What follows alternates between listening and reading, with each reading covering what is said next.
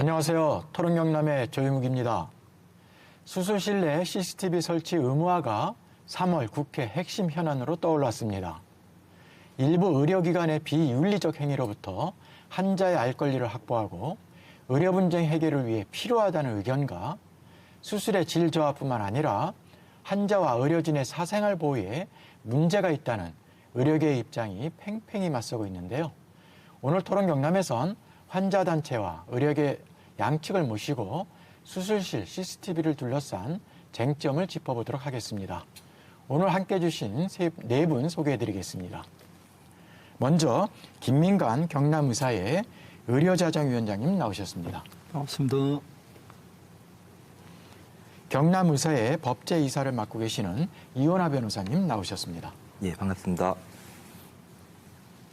환자단체연합회 안기종 대표님 나오셨습니다. 안녕하세요.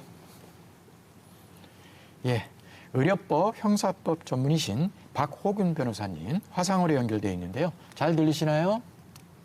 네, 안녕하세요. 예, 안녕하세요.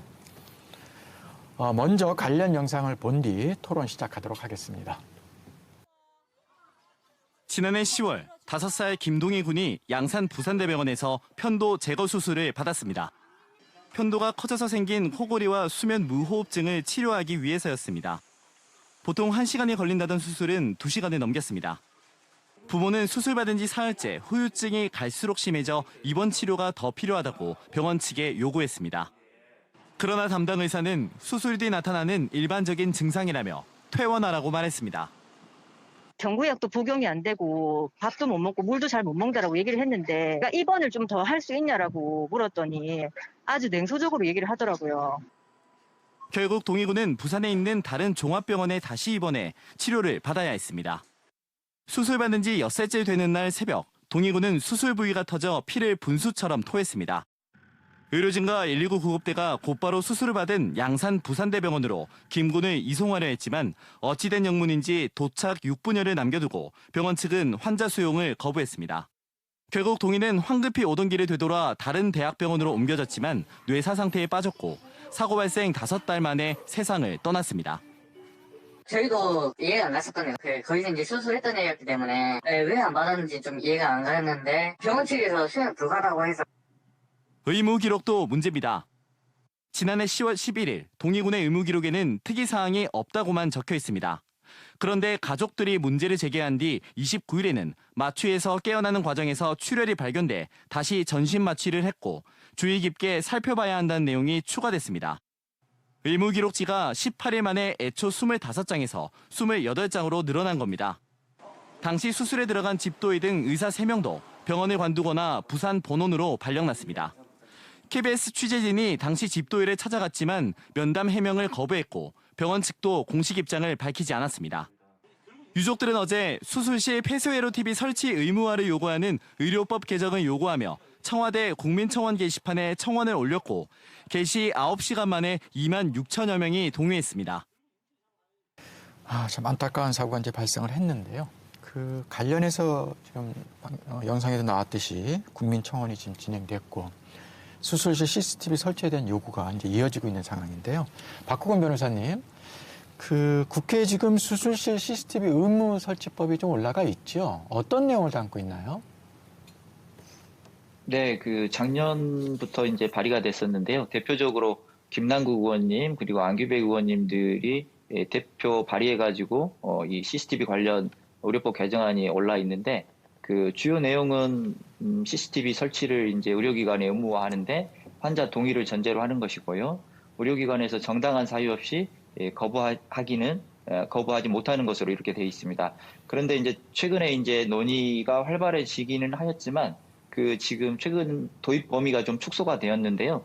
가령 촬영 장소를 수술실 입구로 한정한다거나 그다음에 이거는 처음부터 조금 이제 논란이 있었는데 의원급은 제외하고 병원급부터만 의무화하는 이런 이제 한계점이 좀 있긴 있습니다. 하지만 실제로 이렇게 입법 논의가 활발한 것은 큰 의미가 있고요. 아마도 경기도에서 시행한 CCTV 설치 관련 시범 사업에서 긍정적인 결과가 나오고 그것에 대한 여론조사 결과가 굉장히 긍정적으로 높게 형성되면서 더 이번 논의가 핫하게 된 것 같습니다. 실제로 제도화될 가능성도 제법 있고 또 그렇게 기대가 됩니다. 예. 환자 동의 하에 수술실 내에 이제 CCTV 설치를 의무화하는 건데요. 안기정 대표님, 그 어떤 좀 효과를 기대하고 계신가요?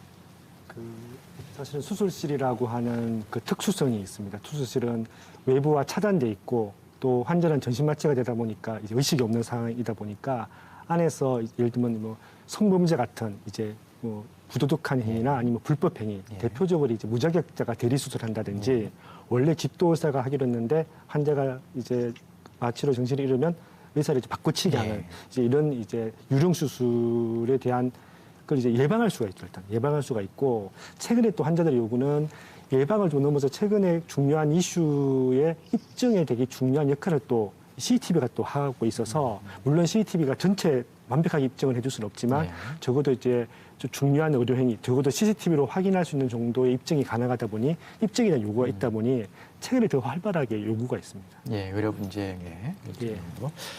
예, 지금 두 분의 이제 CCTV 설치 필요성 이렇게 이제 들어봤는데 어떻습니까, 김민관 위원장님? 의료계에서 이제 부작용도 또 걱정을 좀 하시는 거죠?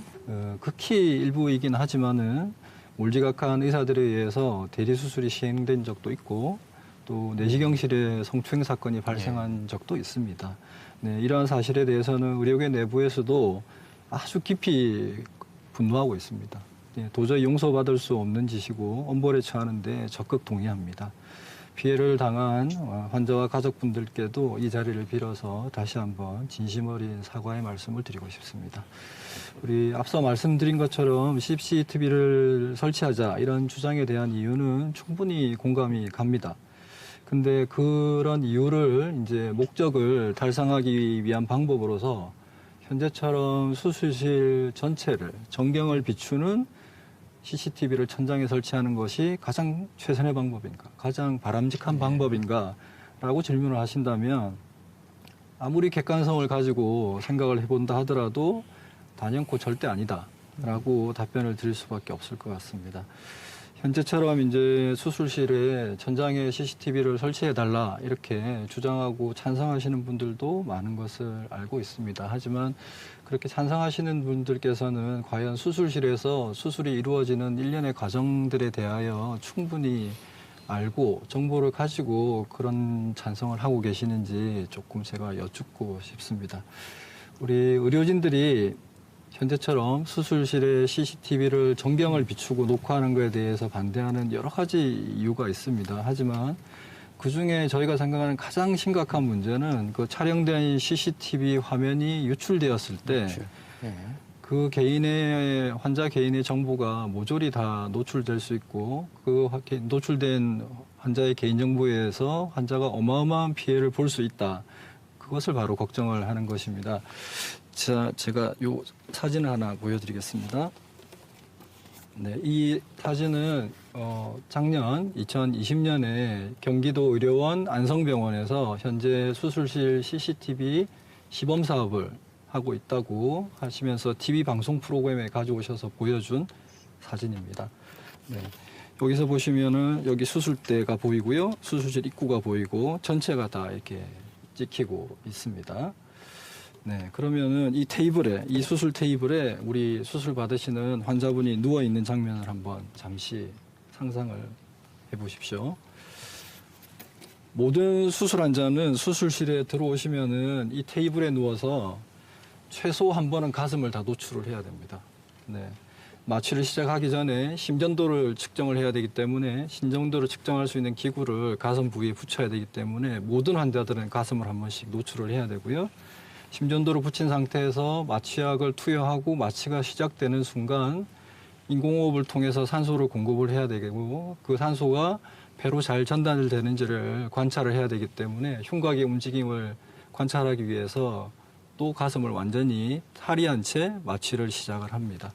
그 장면이 그대로 수술실에 누워있는 그 환자의 그 장면이 그대로 녹화가 될 수밖에 없습니다. 또한 자 다음 사진을 잠시 보여드리겠습니다. 자, 이 부분이 환자의 머리고요. 이쪽이 다리입니다. 네. 산부인과에서 흔히 볼 수 있는 뭐 진료하거나 처치 수술실에서 이용되는 그런 리소토미 포지션이라는 자세인데요. 수술실에 들어온다면 이 리소토미 포지션이라는 자세를 산부인과 환자들만 하는 게 아닙니다. 네. 어떻게 왜 그러냐면 우리 수술 시간이 길어진다면 소변줄을 꽂아야 됩니다. 수술 시간 내내 수액을 계속 맞아야 되기 때문에 들어가는 수액의 양에 따라서 배출되는 소변의 양이 맞아야 되기 때문에 소변줄을 꽂아야 되는데요. 그러면 이제 수술 시간 보통 서너 시간 이상이 예상이 되면 모든 환자들한테 여자분들한테는 저렇게 다리를 벌리고 여자 간호사들이 들어가서 소변줄을 꽂고 이렇게 할 수밖에 없습니다. 그 과정도 전면적으로 다 녹화가 될 수밖에 없습니다. 이 CCTV에 찬성하시는 분들이 이런 사실을 잘 알고 계시는지 좀 걱정이 됩니다. 그리고 본격적인 수술에 들어가면은 일반인 간단하게 네네네. 제가 좀 할 말이 있어가지고요. 네, 일반인들이 이제 상상을 초월하는 수술 장면들이 많습니다. 뭐 저는 이비인후과 의사이니까요. 뭐 저 진료과에 관련된 거는 뭐 상악동 암이 안구로 전이가 되면 눈을 뽑아야 될 상황도 있고, 뭐 신경외사에서는 뇌수술을 위해서 두개골을 톱으로 절단해야 될 수도 있고요. 뭐 심장 이식을 위해서 다른 사람의 심장을 가슴에 넣어야 될 수도 있고, 간 이식을 위해서 다른 사람의 간을 들고 분초를 다투면서 뛰어 들어와야 되기도 하고, 배를 열고 창자를 꺼내야 되고, 당뇨발을 치료하기 위해서 다리를 잘라야 될 수도 있습니다.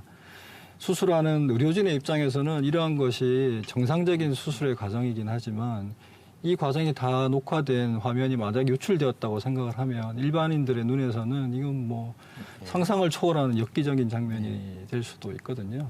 그 이미지까지 보여줬었기 때문에 반론을 하지 않을 수가 없는 상황인데, 왜냐하면 수술실 CCTV 설치하고 그다음에 이제 환자 동의치 이제 촬영하는 것에 대해서 가장 큰 이제 논쟁점이 이제 유출이나 해킹의 위험이거든요. 그래서 그거에 대한 대책이 법안에 다 담겨져 있습니다.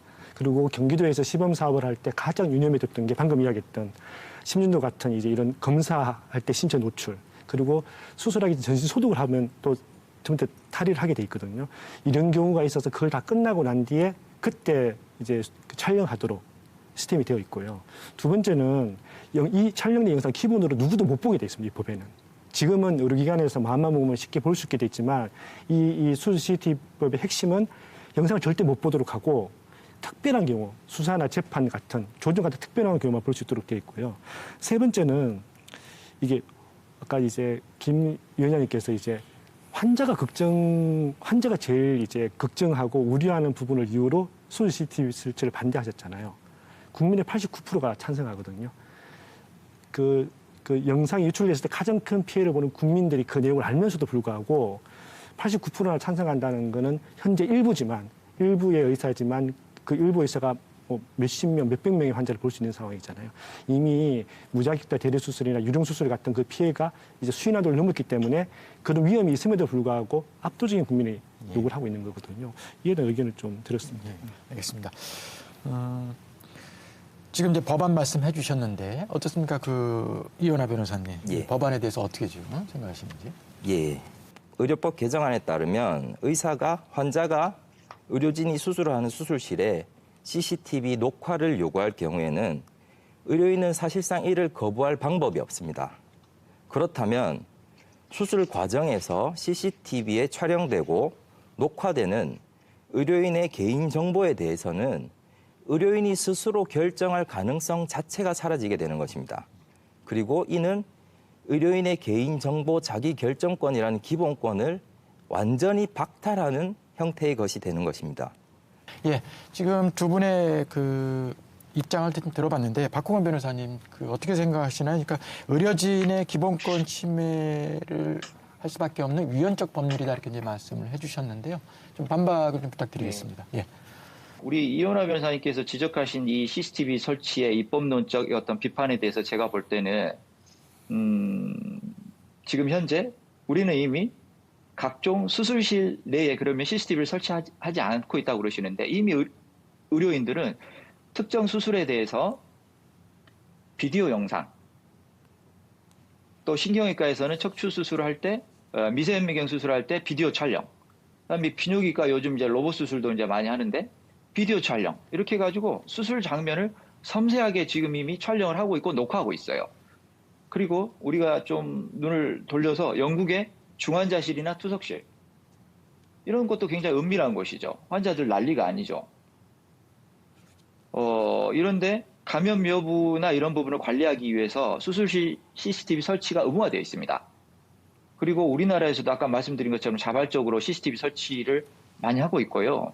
그리고 응급실 이렇게 설치하고 있고 굳이 이제 우리나라에서도 보면 어때요? 이제 우리 초반에 예전에 어린이집 CCTV 얼마나 논란이 많았습니까? 어린이집 CCTV를 도입했을 때 교사들의 인권이라든가 또 아이들의 어떤 사생활 문제 논란이 굉장히 많았죠. 그렇지만 지금 도입해 놓으니까 어떻습니까? 우리가 아이들을 학교에 어린이집에 보냈을 때 이제 아이들을 마음 놓고 보낼 수 있는 거거든요. 그래서 수술실 CCTV가 이제 아주 엄격하게 본다면은 그런 직업 수행의 자유를 침해하는 것까지 침해하는 단계까지 가는 거 아니냐, 과잉금지 원칙을 침해하는 것까지 하지 않느냐, 이런 어떤 근본적인 물음을 가지고 비판적으로 생각을 해볼 수는 있겠지만 이것이 헌법재판소에 갔을 때 저는 그동안 우리 지금 어린이집 CCTV라든가 버스에 설치된 지금 CCTV라든가 그다음에 구급차에도 CCTV가 법제화돼 있거든요. 그래서 이런 부분들 종합적으로 비교해 보면 CCTV가 헌법재판소에서 유형 결정 날 가능성은 저는 매우 희박하다고 생각합니다. 우리 안기종 대표께서도 지금 말씀하셨지만은 그 CCTV 녹화 시작 시점을 이제 그러면 소독이 다 끝나고 환부만 노출시키고 다 덮어놓은 다음에 시작을 하면 되지 않느냐라고 말씀을 하시는데 수술에 대해서 정말 단순하게 생각하시는 겁니다. 이 환자가 수술실에 들어와 가지고 마취를 하는 순간부터 위험에 노출되는 겁니다. 마취약에 대해서 아나필락시스 반응이 나타날 수도 있고요. 마취약이 또 적정량이 투여됐는지도 봐야 되는 거고요. 그리고 수술이 다 끝나고 나서도 마취를 깨울 때도 환자가 다탈이라고 깨워야 된단 말이죠. 그러면 수술은 멀쩡하게 잘 끝나고 환자가 자발 호흡이 돌아오고 심장이 뛰어서 피를 온몸으로 다 돌려줘야지 정상적으로 깨어서 정상적으로 건강하게 나오실 수 있는데 그 어떤 과정에서 어떤 위험이 나타날지 몰라요. 근데 그 CCTV 녹화 시작 시간을 다 소독을 다 끝나고 환부만 노출시킨 채로 시작을 하라. 그리고 수술이 딱 끝나면은 CCTV 녹화도 꺼라. 그러면 이거는 우리 CCTV를 녹화하자는 취지와 맞지가 않는 거예요. 어느 부위에서 지금 환자가 위험에 빠질 수 있는지를 모르거든요. 그래서 그 부분은 조금 생각을 해줄 필요가 있는 것 같고요. 그리고 뭐 유출은 말씀드리지만은 보지 마라. 절대 보면 안 돼. 보는 건 불법이야. 유출되면 안 돼. 관리 잘해. 이렇게 말을 하는 거하고 실제로 그게 유출되지 않는다라는 거하고는 전혀 다른 거죠. 모든 법은 하지 말라고 규제를 합니다. 근데 그 법을 어기는 사람은 생기는 법이죠. 그러니까는 단순히 이거를 우리가 보면 안 되는 걸로 법을 만들면 되지 않느냐. 그런 거는 조금 논리에 맞지 않는 것 같고요.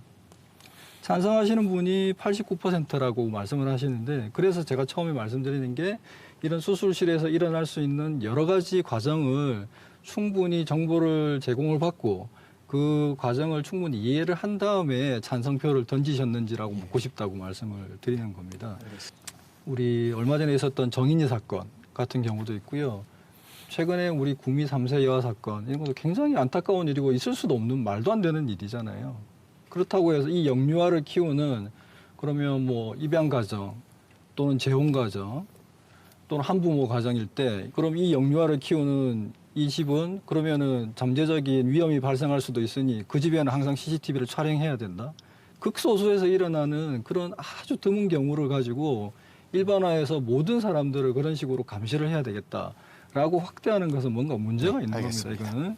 그리고 우리 대리 수술이나 이런 부분에 대해서 의사회에서 하는 게 도대체 뭐냐라고 말씀을 하시는데 그래서 저희가 이런 대리 수술은 명백히 안 되는 겁니다. 이런 거를 우리가 찬성을 하는 게 아니에요.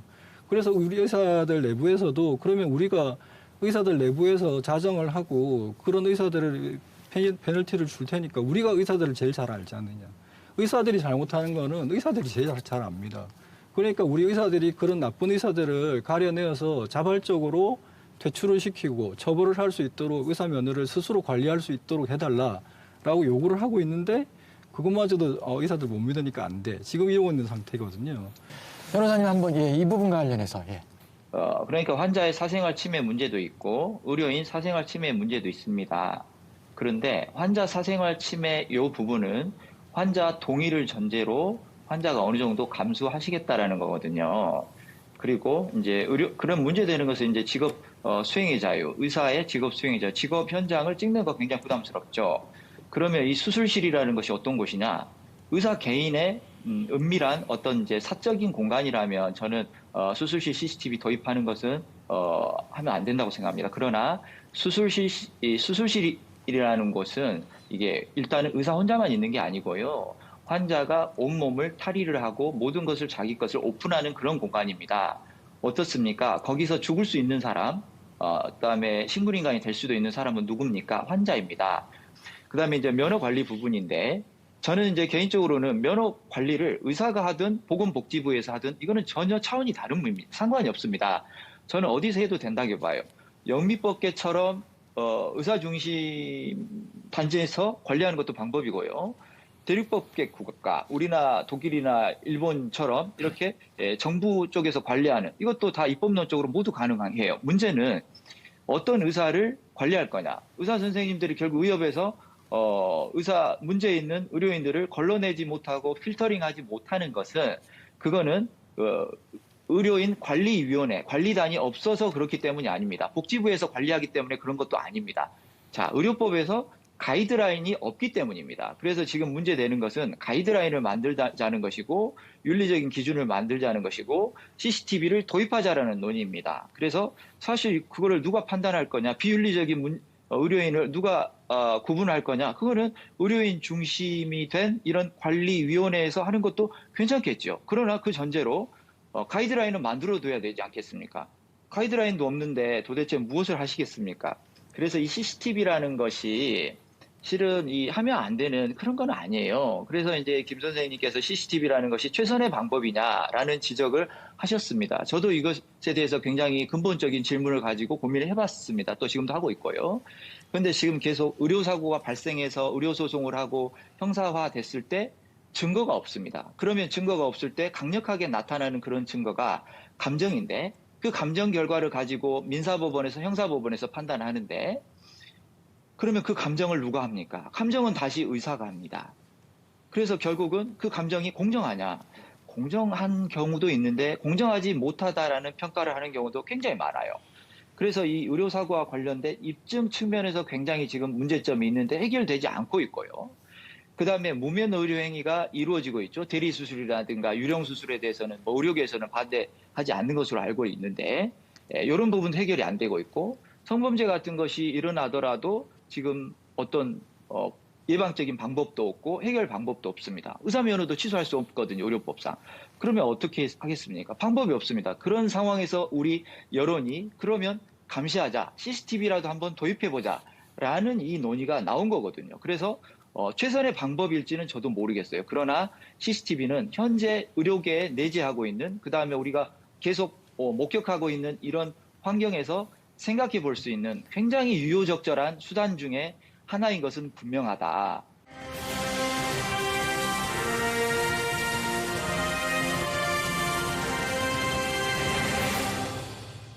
다음 주제로 넘어가겠습니다. 예, 영상 보시겠습니다.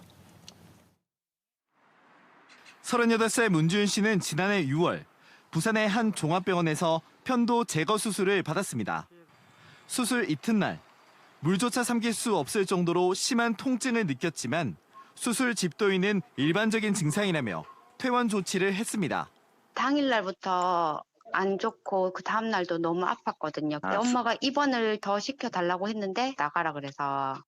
문 씨는 퇴원 뒤에도 증상이 나아지지 않자 부산의 다른 대학병원을 찾아가 목 안에 설인신경이 문제가 있다는 진단을 받았습니다. 액체류를 제외한 음식물을 삼킬 수 없는 삼킴 장애를 앓게 됐습니다. 정상적인 식사가 어렵게 되자 석 달 만에 몸무게가 15kg이 빠졌고 직장도 잃었습니다. 뒤늦게 드러난 사실은 문 씨의 수술 집도의가 지난해 같은 수술로 숨진 5살 김동희 군의 집도의였다는 것입니다.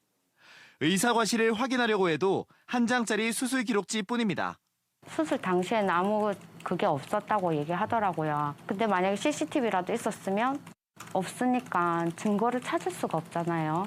해당 집도인은 진단서를 통해 신경 손상 가능성은 인정했지만 환자 수술에 문제가 없었다고 주장했습니다. 해당 집도인은 업무상 과실치사 혐의로 경찰 조사를 받는 가운데 병원을 그만두고 다른 병원으로 옮긴 것으로 확인됐습니다. 박홍구 변호사님, 그 현행법상 수술한 환자가 사망하거나 장애를 앓도록 한 혐의가, 그러니까 이제 수술한 의사가 유죄로 인정받더라도 이 담당 의가 병원을 옮겨가서 계속 진료를 하거나 수술을 계속 할 수 있는 건가요? 그리고 면허가 계속 유지되고 있는 건가요? 현행 의료법은 그러니까 이 업무상 과실치사상 의료사고로 인해서 사람이 사망하거나 중상해를 입거나 식물 상태가 되거나 이런 경우가 되더라도 의사 면허에 아무 영향이 없습니다. 이렇게 되어 있고요. 그리고 이제 굉장히 지금 아쉬운 부분은 이번 의료법 개정안 이제 논의가 이따가 그 3월 달에도 이제 할 것으로 보이는데 지금 의료법 개정안이 이 의료계를 의식해서였는지는 모르겠지만 지금 업무상 과실치사상 이런 부분이 빠져 있어요. 그래서 의료법 개정안이 이제 강력범죄 한에서는 의사 면허를 규제하는 것으로 방향을 잡았는데 여기서 단서를 달면서 업무상 과실치사상을 빼버렸어요. 의료사고를.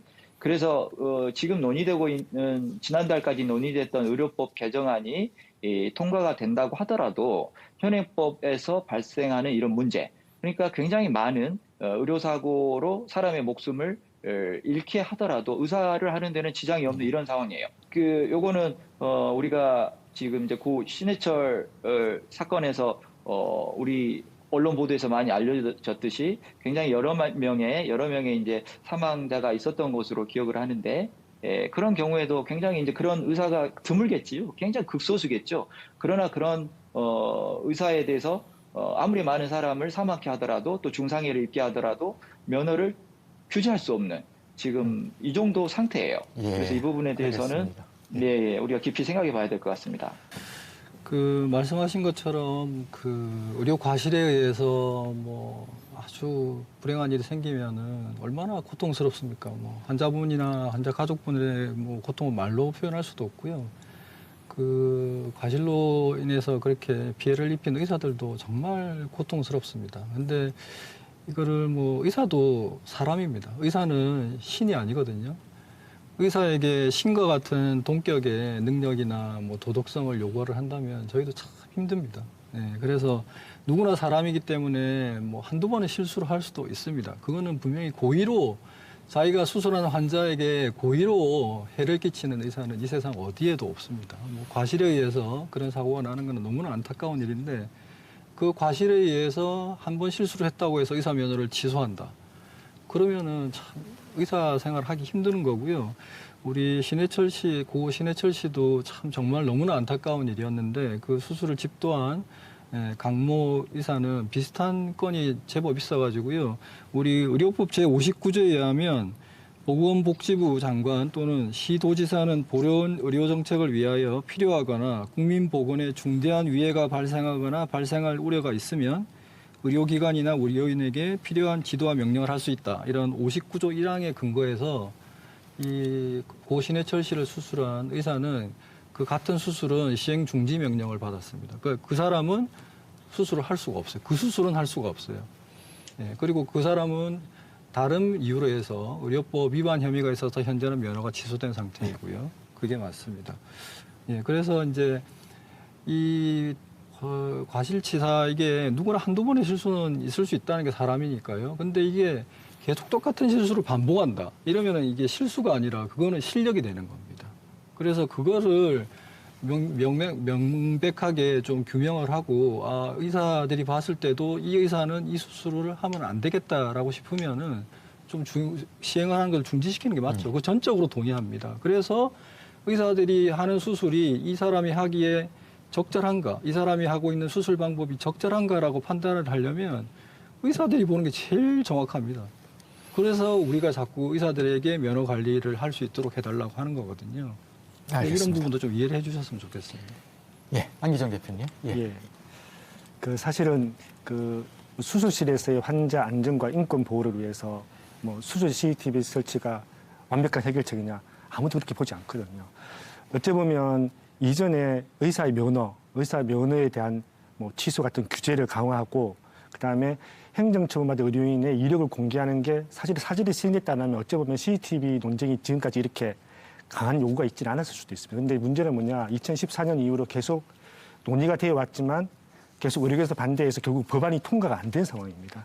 그래서 지금 나오고 지금 아까 계속 나왔던 게 수술 CCTV가 지금 답보 상태에 있습니다. 왜냐하면 국민의힘에서 지금 계속해서 의료계를 대변해서 반대하고 있는데 더불어민주당에서 지금 여당 압도적인 국민의 지지가 있음에도 불구하고 그 법안 소위의 위원들 중에 다수는 사실은 뭐 이게 적극적으로 그냥 수술 그 신뢰 찬성 이렇게 하지 않고 있는 상황이거든요. 답보 상태라 그러면 지금 필요한 거는 적어도 행정처분을 받은 의료인의 이력을 공개하는 환자가 알도록 해야 되죠. 그래서 아까 이야기했듯이 뭐 의료계에서 자정 노력으로 의료인을 못하도록 뭐 감시할 수 있고 그다음에 뭐 보건복지 장관이 지자체장이 어떤 조치를 할 수 있지만 제일 좋은 방법은 미국이나 외국처럼 의사의 이력을 공개해서 누구나 그 내용을 보고 자기 주위에 있는 그런 위험이 있는 의사를 선택하지 않도록 하는 환경이 필요한데 현재 없는 상황입니다. 그래서 그에 대한 요구들이 많이 있습니다. 예. 이현아 변호사님, 이력공개 법안에 대해서는 어떻습니까? 예. 먼저 이제 CCTV는 이미 지났긴 했지만 아까 이제 우리 대표님께서 말씀하셨던 부분 중에 이제 정부 여당에서 그리고 여론에서 적극적으로 아주 이제 극심한 차이로 이제 CCTV 설치를 찬성하고 있고 이렇게 얘기를 하셨는데 이제 민주당에서 보면 이제 반대되는 모순되는 이제 근로자의 동의 없이 근로 관계에 있는 장소에서 CCTV를 촬영을 금지한다. 라는 법안을 오히려 또 제출하기도 했거든요. 그럼 이건 완벽한 모순이라는 거죠. 일단 그 부분을 먼저 지적하고 싶고요. 그리고 저희 안 대표님께서 말씀하셨던 이제 뭐 외국에서 미국과 뭐 여러 나라에서 이력 공개에 대한 법안을 지금 시행하고 있다. 그리고 그 이유는 뭐 여러 가지 좋은 이유가 있다라고 말씀하셨는데요. 먼저 현재 논의 중인 의료인 이력 공개에 대한 이제 내용을 살펴보면 골자는 살인이나 강도 그리고 성폭행과 같은 성범죄 그리고 중대한 의료 사고에 있어서 그 해당 범죄를 범한 경우에 면허를 취소하고 자격 정지를 하고 그리고 해당 의료인의 성명 등 인적 사항을 공개하도록 하자는 것으로 보입니다. 여기서 이제 살인이나 강도 그리고 성폭력 범죄의 경우에는 직무 관련성이 인정된다면 당연히 그 부분도 특별히 문제는 없다고 생각합니다. 하지만 지금 자격 정지, 의료 과실 이 범위까지 이제 제재를 하고 강제를 하게 된다. 이것은 또 엄청난 심각한 문제를 불러일으키게 되는 것이죠.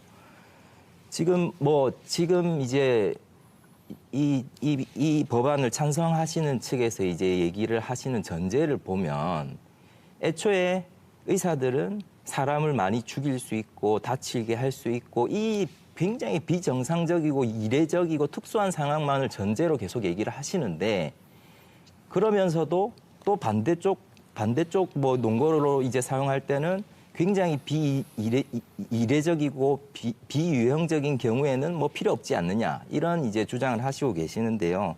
이는 굉장히 논리적인 모순이 있지 않나 그런 생각이 들고 있습니다. 특히 지금 현행법상으로 성폭력과 관련한 범죄에 있어서는 우리 법제는 굉장히 많은 특별법을 두고 있고요. 거기서 성폭력 범죄자에 대한 신상 정보 또한 다 공개하도록 되어 있습니다.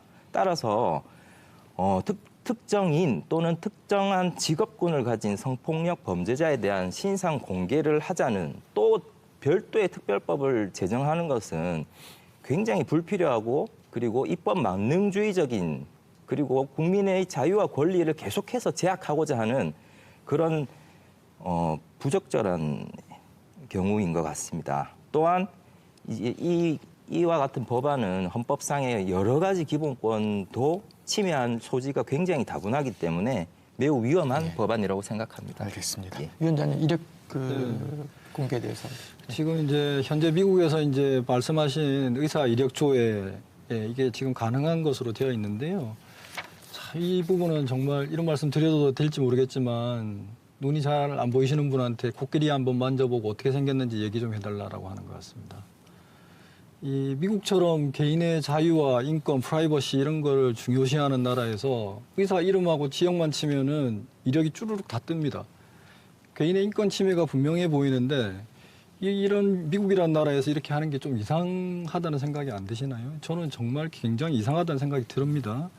이 한 나라의 의료 제도를 이해를 하려면 이 의료 제도가 어떻게 만들어졌으며 어떤 변화를 겪어서 현재까지 이르렀는가라는 것을 전체적으로 파악을 해서 얘기를 해야 됩니다. 근데 이 의료제도, 미국의 의료제도가 있는데 그중에 아주 일부분, 미국에서는 이런 것도 하네?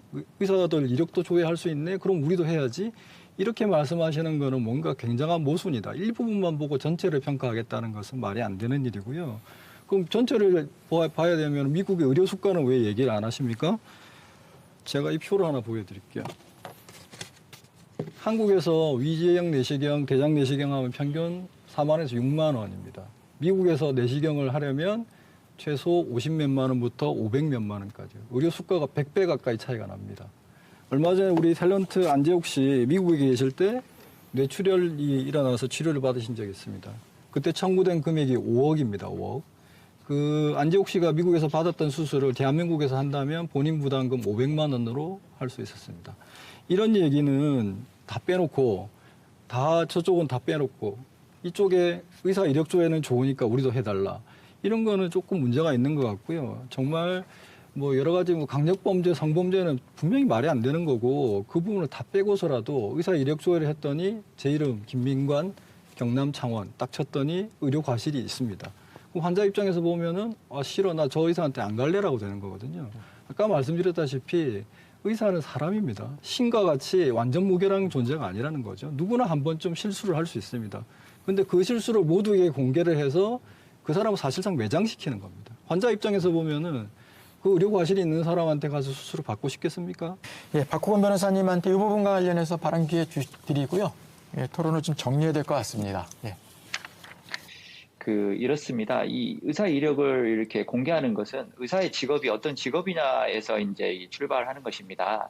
의사는 이렇게 보통 평범한 그런 직업으로 볼 수가 없습니다. 의사는 어떤 직업이냐? 신은 아니죠. 신은 아니지만 우리가 자유시장 경제 질서에서 예외적으로 의료행위에 대해서 독점적 권한을 부여하고 의사가 아닌 자가 의료행위를 했을 때 무면허 의료행위를 강도 높게 처벌하거든요. 또 뭐 보건법, 범죄관한 특별조치법 이렇게 해가지고 강도 높게 처벌을 하거든요. 그로 인해서 의사는 의료행위에 대해서 독점적 권한을 가지고 직업을 수행하는 것이거든요. 그래서 물론 미국과 비교했을 때 수가가 적을 수는 있습니다. 그러나 이거는 또 한편으로 대륙법계 국가, 영국이라든가 독일과 같은 공공의료가 발달한 이런 국가들과 비교하면 우리나라 의사들의 우리나라의 수가가 굉장히 그러면 적냐, 그렇게 함부로 말할 수가 없습니다. 그래서 여러 가지 스펙트럼을 이렇게 세계적으로 이렇게 가지고 있는데 우리가 미국과 같은 형태로 의료제도를 가지고 갈 거냐, 아니면 유럽처럼 이렇게 공공의료를 강화하는 쪽으로 갈 것이냐. 그러면 지금 우리가 미국에서 오바마 케어도 도입됐다가 미국에서도 혼선이 있었습니다만은 현행 전 세계적으로 미국의 의료제도가 바람직하다라고 이렇게 평가하는 경우는 굉장히 예외적입니다. 일부 이제 일정 부분이 있겠죠. 그러나 미국에서는 정말 한번 맹장수술 한번 받다가 1,000만 원 이상이 드는 이런 국가를 정상적인 의료제도, 바람직한 의료제도로 볼 수는 없을 것입니다. 그래서 이런 국가를 예로 들면서 수가 문제 제기하는 것은 한번 대륙법계 국가도 생각해 볼 필요가 있고요. 이 범죄 이력 정보 역시 CCTV와 마찬가지로 이게 절대 최선의 방법이냐, 그 부분에 대해서도 저도 이제 고민을 하는데요. 지금 미국과 같은 나라에서 대표적으로 그렇게 하고 있고, 그 다음에 우리나라에서 어떠냐? 우리나라에서 지금 이제 변호사들 대표적으로 대한변호사협회 홈페이지에 들어가시면 이 행정처분 전력을 확인할 수가 있습니다. 홈페이지에서 검색을 하면 심지어는 뭐 고위법관 혹은 그 정관 출신의 이런 변호사들, 저와 같은 일반 변호사들 역시 검색을 하면은 행정처분 전력을 다 확인을 할 수가 있습니다. 그래서 전부는 아니더라도요. 그래서 이런 범죄 이력 공개, 행정처분 이력 공개 어디까지 우리가 이제 논의를 하고 받아들일 것이냐 하는 문제이죠. 형사 전과까지 모두 오픈을 할 것이냐, 행정처분까지 오픈을 할 것이냐 이런 정도의 문제는 있겠지만은 그리고 언제 받아들일 것이냐 하는 이런 문제는 있겠지만 범죄 이력 공개는 우리 전문가, 의사라든가 우리 이 변호사와 같은 우리 사회에서 굉장히 혜택을 받고 있는 자본주의, 자본시장 경제 질서에서 독점적 권한을 직업 수행을 할 때 부여받고 있는 이런 특권적 집단에 대해서는 가능한 굉장히 규제 수단 중에 하나고요. 우리 국민들 입장에서는 소비자로서 우리 국민들 입장에서는 소비자로서 당연히 알 권리를 충족할 그런 부분이 있지요. 그래서 범죄 이력 공개는 의료계가 막연하게 불안해가지고 거부할 것이 아니라 이번 기회에 신뢰를 회복할 수 있는 그런 제도로 한번 받아들여보는 것도 저는 대승적 차원에서 바람직하지 않는가 이렇게 생각을 합니다. 예, 알겠습니다.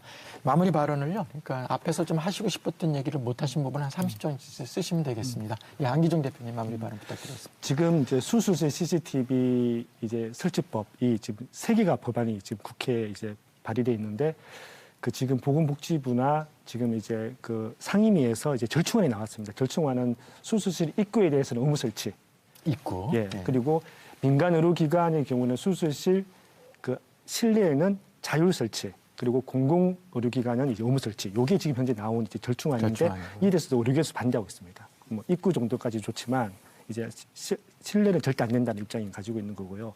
환자나 이제 의료사고 피해자 유족들은 굉장히 반대하고 있습니다. 왜냐하면 작년에 복지부가 실태조사했을 때 수술 입구에 이미 60.8%가 설치돼 있고요.